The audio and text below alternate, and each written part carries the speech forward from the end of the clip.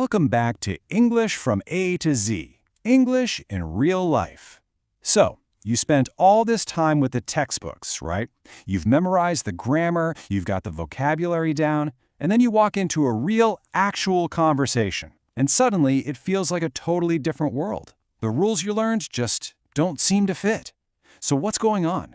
Well, today we're going to pull back the curtain and find out. You know that feeling, right? You listen to people talk, and it just flows. It's messy, it's fast, and it's full of all these hidden rules and cues that the books never ever mention. It's so far from those clean, perfect dialogues you practiced in class. The truth? There's a secret language happening right under the surface of the words. And that is the big secret for today. Real-life English isn't just about building a grammatically correct sentence. No, it's about navigating social situations. It's a game, really. A game of negotiating, managing emotions, and solving problems as a team. And today, we're going to break down those strategies so you can start playing too. Okay, so let's jump right into our first scenario. This is something we all deal with, those small, everyday conflicts. But what looks like a simple argument is actually a masterclass in negotiation. It all starts with a statement like this. Seems pretty direct, doesn't it? But Nina isn't just stating a fact here. She's making an opening move. This isn't an order. It's the start of a negotiation. And the conversation that follows isn't just a simple yes or no. Oh no, it's a whole series of strategic moves. Now, check this out. What's so fascinating here is that the conversation isn't really about who's right. It's this rapid-fire exchange of tactics. First, you get the justification. Hey, I already did my part. I cooked. When that doesn't quite land, an incentive is thrown in, a $20 prize. Then, things change. External pressure arrives. Mom's on her way home. That completely shifts the dynamic.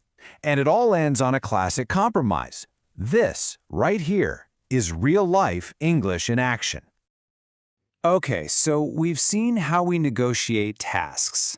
Let's see how these strategies shift when we move from getting things done to navigating feelings. Because the way we share news and how we respond to it is all about emotional strategy. The words matter, sure, but the tone is everything. Just listen to the energy in that. Emma isn't just sharing a piece of information, she is sharing pure, unfiltered joy. Her statement is basically an invitation for you to feel that excitement with her. And a simple congratulations is not going to cut it. Your response needs its own strategy. And this slide shows that strategy perfectly. Your job as the listener is to be an amplifier. You have to match their high energy, you acknowledge all the work they put in to get there, and you help turn their personal victory into a shared celebration. This makes the other person feel truly seen and heard, and it builds a connection that good job just can't. All right, now let's completely flip the script. Contrast all that high energy with this. The tone here is serious, it's uncertain, you can just feel the concern.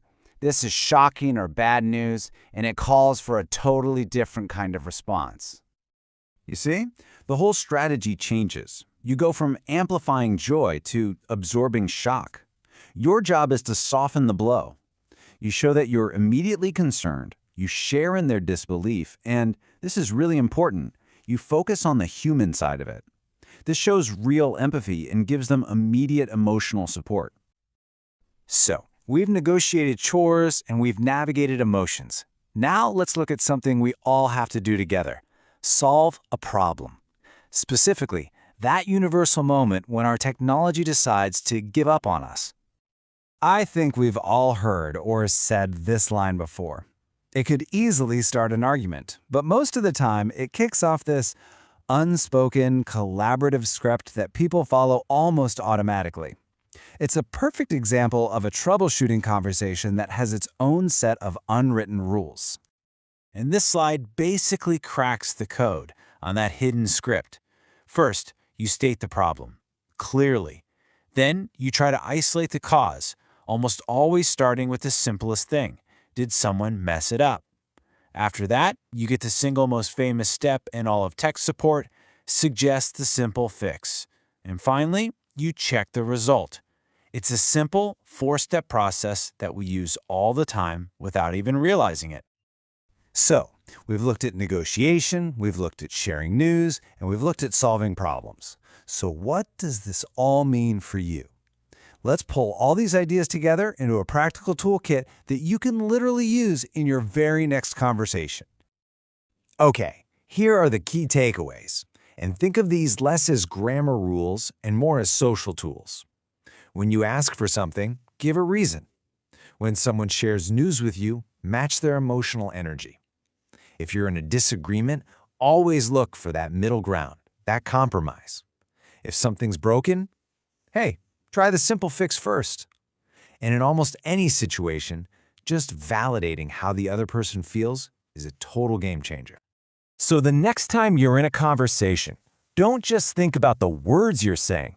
Think about your strategy. Start listening for the little negotiations, the emotional signals, and the problem-solving scripts that are happening all around you. Because the real magic of fluency isn't just speaking the language, it's understanding the game. So what move will you make first?